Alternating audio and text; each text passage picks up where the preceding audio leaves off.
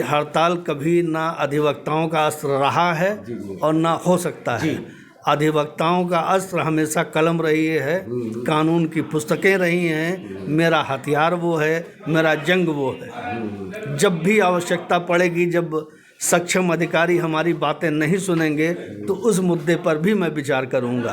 किंतु यह कहना कि हड़ताल हमारा अधिकार है, बिल्कुल कतई उचित नहीं कह सकता हूं। हमारे तमाम जूनियर अधिवक्ता न्यायालय परिसर में सीखने के लिए आते हैं। यहां अघोषित रूप से हड़ताल कर दिया जाता है चंद लोगों को लाभ पहुंचाने के लिए, चंद गैंगों को लाभ पहुंचाने के लिए। वो कतई उचित नहीं हो सकता है, मैं बिल्कुल उचित नहीं कर सकता हूँ। अधिवक्ता संघ चुनाव की सरगर्मियां तेज हो गई है। दिसंबर में चुनाव होना है। सारे प्रत्याशियों ने अपनी ताकत झोंक दी है। हमारे साथ हैं श्री राजीव पांडे जी, जो 21-22 में उपाध्यक्ष भी रहे। लगभग 30-31 वर्ष की आपकी वकालत हो गई। आपका थोड़ा मैं विलम्ब से कर रहा हूं साक्षात्कार, क्योंकि आप उपलब्ध नहीं थे, लेकिन भरे हुए हैं लग रहा है, क्योंकि इनकी मुद्रा से भी लगा कि ये कुछ विशेष कहना चाहते हैं। अब क्या कहना चाहते हो तो साक्षात्कार में पता लगेगा। पांडे जी, सबसे पहले आपके सुधी दर्शकों को हमारा सादर प्रणाम स्वीकार हो। समस्त अधिवक्ताओं को हमारा प्रणाम स्वीकार हो। इस वर्ष अध्यक्ष पद पर प्रत्याशी के रूप में मैंने अपने को प्रस्तुत किया है। विगत 29-30 साल की वकालत में न्यायालय और न्याय परिसर, अधिवक्ता संघ में बहुत उतार चढ़ाव मैंने देखे हैं।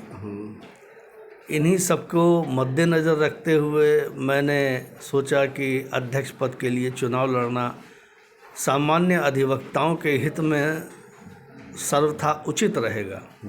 इस कारण से मैं अध्यक्ष पद का प्रत्याशी हूँ और अपने अधिवक्ताओं से, सुधी अधिवक्ताओं से यह अपेक्षा करता हूँ कि न्याय और अधिवक्ता संघ तथा न्यायालय परिसर में सुधार हेतु एक अवसर प्रदान करें, ताकि जो परिकल्पनाएं हमारे वरिष्ठ अधिवक्ताओं ने इस समाज के लिए, इस संघ के लिए की है, उसको कुछ सीमा तक फलीभूत कर सकूं। इन सभी कार्य योजनाओं में हमारे सुधी अधिवक्ताओं का बहुत बड़े सहयोग और बलिदान की भी आवश्यकता है। 2021-22 में आप उपाध्यक्ष रहे। एलिजिबिलिटी तो आपकी अध्यक्ष की लड़ने की उसी समय हो गई थी, लेकिन ये बहुत सटीक मौका आपने चुना होगा कोई। इसी मौके पे आप अध्यक्ष क्यों आप चुनाव लड़ना चाहते हैं, पहले क्यों नहीं? देखिए, विगत कई दशकों से मैं वकालत पेशे से जुड़ा हूँ और वकालत परिवार से भी मैं संबंधित हूँ। न्याय विभाग का भी थोड़ा बहुत अनुभव है ही है मुझे, किन्हीं कारणों से। विगत कई वर्षों से देखा मैंने कि न्याय व्यवस्था काफ़ी डामाडोल रही है। अधिवक्ता हित में कार्य जिस प्रकार से होने चाहिए वो उस प्रकार से कार्य नहीं हुए हैं। अधिवक्ताओं का मान सम्मान गिरा है। वादिकारियों को समुचित रूप से न्याय प्राप्त नहीं हो पा रहा है। न्यायिक आदेशों में जो गुणवत्ता होनी चाहिए वो गुणवत्ता नहीं आ पा रही है। न्याय प्रशासन अधिवक्ता के ऊपर हावी होता चला जा रहा है। प्रशासन भी अधिवक्ताओं का शोषण कर रहा है। पुलिस विभाग भी अधिवक्ताओं का शोषण कर रही है। तो हमारे अधिवक्ताओं को जो लाभ मिलना चाहिए अधिवक्ता पेशे से, वो लाभ मिल नहीं पा रहा है। इस कारण से यह उचित मुझे लगा कि संघर्ष करके आना चाहिए। सही है। जी। क्या कार्य योजना आपने तैयार किया है? अगर आप चुनाव जीत जाते हैं, अधिवक्ताओं का अगर आपको आशीर्वाद मिलता है, तो क्या करना चाहेंगे आप? देखिए, सर्वप्रथम हमारे लिए अधिवक्ता समाज वो प्राथमिकता पर है और अधिवक्ता समाज से ही जुड़ा हमारा वादिकारी है। तो हमारे वादिकारी जब प्रसन्न रहेंगे तो हमारे अधिवक्ता भी प्रसन्न रहेंगे। उन्हीं के हित में जो सर्वोत्तम कार्य हो सकते हैं वो किए जाएंगे। जब मैं उपाध्यक्ष था, श्री सुशील चौबे जी हमारे अध्यक्ष थे। किन्हीं कारणों से वो अस्वस्थ थे, किंतु उनके सहयोग से हमारे महामंत्री कृष्ण कुमार पटेल जी और कोषाध्यक्ष विनोद सिंह जी के सहयोग से चूँकि मेरे पास बतौर उपाध्यक्ष बड़ी सीमित शक्तियाँ थी, वित्तीय शक्तियाँ नहीं थी, किंतु प्रयास करके मैंने काफ़ी कुछ कार्य कराने का प्रयास किया। चाहे वो न्यायालय और कार्यालय को एक समरूपता में लाने का प्रयास हो, बाद में किन्हीं कारणों से वो अलग अलग हो गए, जो काफ़ी दुखद स्थिति है और आज भी उसकी कोई पूछ लेने वाला नहीं है। इसके अतिरिक्त मैंने विकलांगों के लिए 2 व्हील चेयर भी उपलब्ध कराई थी, बार में इंटरनेट की व्यवस्था उपलब्ध कराई थी, बार की मैंने वेबसाइट बनवाई थी, लाइब्रेरी को मैंने अपडेट कराया था। बार काउंसिल द्वारा जो हमारे अधिवक्ता संघ को लाइब्रेरी उपलब्ध कराई गई थी कंप्यूटर की, वो किन्हीं कारणों से चल नहीं पा रहे थे, उसके लिए भी प्रयास किया गया था। और सबसे बड़ी जो चुनौतियां हमारे सामने हैं कि तमाम अधिवक्ता साथी हमारे दिवंगत हो गए हैं, किंतु उनका SMRF और MRF का भुगतान नहीं हुआ है, कन्याधन का भुगतान नहीं हुआ है।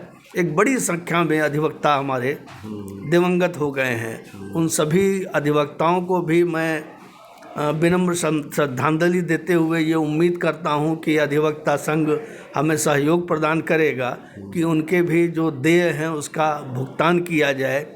इसके अतिरिक्त अन्य भी सुविधाएं हैं, जैसे कैंटीन को भी देखा जाएगा और इलेक्ट्रॉनिक चीज़ें जो भी संभव हो सकेंगी अधिवक्ता हित में, चाहे वो बार के चंदे की बात हो या अन्य चीज़ों के बाबत हो, क्योंकि चंदा हमारे यहाँ नए मेंबरशिप का बहुत ज़्यादा हो गया है, उस पर भी विचार करने की ज़रूरत है। हड़ताल एक बहुत आज, हालांकि हम तो मानते हैं कि अधिवक्ताओं का एक अस्त्र है और इसी से लोग थोड़ा डरते हैं, लेकिन हड़ताल को लेकर कुछ दिनों में बड़ा कंट्राडिक्शन रहा। कुछ लोग कहते हैं ज़्यादा हड़ताल हो जाने से नुकसान होता है, कुछ लोग होते हैं आखिर क्यों न हो।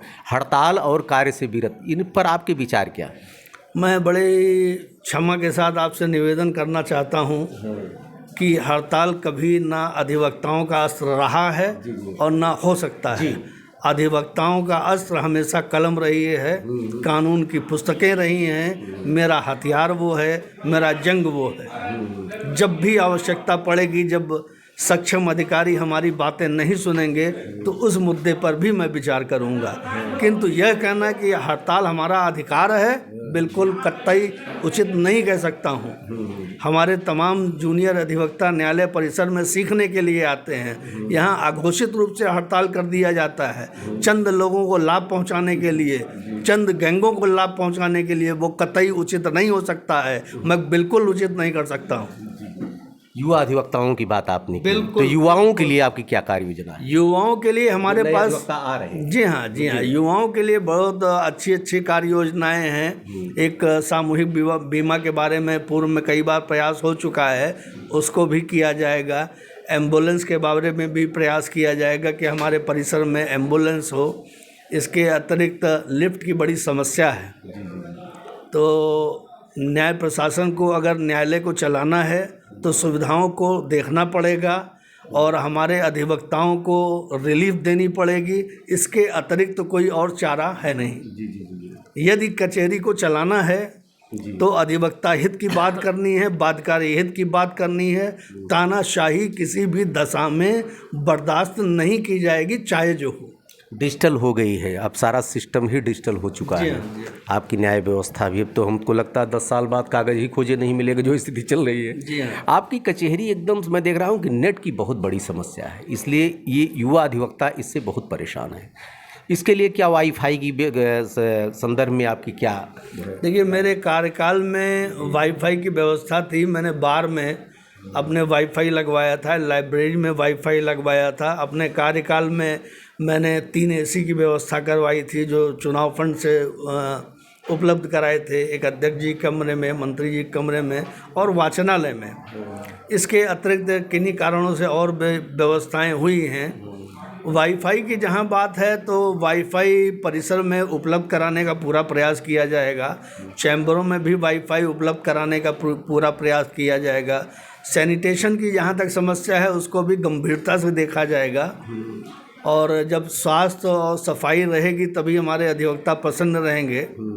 महिलाएं बड़ी उम्मीद से देख रही हैं कि पांडे जी हो जाएंगे तो कुछ हमारे लिए बहुत अच्छा आपने प्रश्न किया है महिलाओं के बारे में।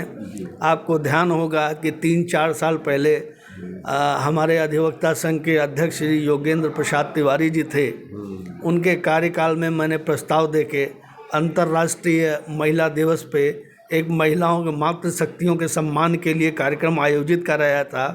उस कार्यक्रम का समस्त प्रकार से संचालन हमारी मातृशक्तियों ने किया था और बार की मीटिंग में यह पारित हुआ था कि प्रत्येक वर्ष अधिवक्ता संघ की तरफ से मातृशक्तियों के सम्मान के लिए कार्यक्रम मनाया जाएगा। किंतु मैं नहीं कह सकता हूं कि लोगों ने क्यों नहीं मनाया, क्यों नहीं सम्मान किया। तमाम तो समस्याएं महिलाओं की हैं, तो निश्चित रूप से गंभीरतापूर्वक इस पर विचार किया जाएगा और ये हो के रहेगा। हेल्थ इशू बहुत आ रहा है इस समय, और जो आपके यहाँ 1 लाख रुपए तक व्यवस्था है, ये ऊँट के मुंह में जीरा कह सकते हैं। अब तो आने जाने में खाली जो में ही इतना पैसा खर्च हो जाता है, उसमें क्या हेल्थ आप कराएंगे, कहाँ स्वास्थ्य से संबंधित जो भी समस्याएं आ रही, आपकी क्या कार्य योजना है? प्रश्न आपका बहुत उत्तम है। स्वस्थ शरीर में ही स्वस्थ मस्तिष्क में का वास होता है। तो हमारी प्रथम प्राथमिकता रहेगी कि लोगों के स्वास्थ्य पे, युवाओं के स्वास्थ्य पे और बुज़ुर्गों के स्वास्थ्य पे ध्यान दिया जाए। इसके लिए मेरे पास कार्य योजना है, किंतु अभी वह घोषित करने का समय नहीं है। मेरी जो भी चुनी हुई कार्यकारिणी आएगी, उनको विश्वास में लेके उन योजनाओं पर निश्चित रूप से अमल करूंगा और आपको परिवर्तन दिखाई पड़ेगा कि अधिवक्ताओं के स्वास्थ्य में परिवर्तन हो रहा है। वर्तमान समय में हमारे होम्योपैथिक डिस्पेंसरी चल रही है, एलोपैथिक डिस्पेंसरी चल रही है, एम्बुलेंस की भी समस्या। कोर्स आपका जो 5 लाख रुपए वो बहुत कम है जी, उसके लिए आपकी क्या करेंगे आप? देखिए, जो आमदनी होगी उस पर विचार करने के बाद उस पर सोचा जाएगा कि इसको किस प्रकार से मीट आउट किया जा सकता है, क्योंकि विगत दिनों में हमारे तमाम अधिवक्ता साथी दिवंगत हो गए हैं। समस्याएं बहुत हैं, चाहे वो नए मेंबरशिप की फ़ीस हो, वो भी बहुत ज़्यादा है। गरीब तबके का बच्चा आता है, वो कैसे वकालत करेगा, उसको भी सोचने की ज़रूरत है। न्यायपालिका में भी तमाम कमियां हैं, जनपद न्यायाधीश से मिलकर उसको निवारण कराने की आवश्यकता है। ऐसा नहीं है कि सब मुद्दों पे मेरी नज़र नहीं है, बाकी जो चीज़ें बची रहेंगी निर्वाचन के बाद यदि हमारे सुधी अधिवक्ता हमको अवसर देते हैं तो निश्चित रूप से उनका सहयोग लेके उन्हीं के लिए, उनके हित के लिए बराबर और निरंतर काम करूंगा। इसमें अंत में एक अपील आप कर सकते हैं, या अपील के साथ में कुछ आपकी और योजना अगर बची हो तो उसको भी इंक्लूड कर सकते हैं? योजनाएं तो बहुत सी हैं, लेकिन चुनावी वादे नहीं करने चाहिए, मेरा अपना मन है। मैं अपना सोचता हूं कि आप पूर्व मेरे कार्यकाल को देखें, संतुष्ट हों और आपको आशा लगती हो कि मैं कर सकता हूं, तो निश्चित रूप से आप मुझे सहयोग दीजिए।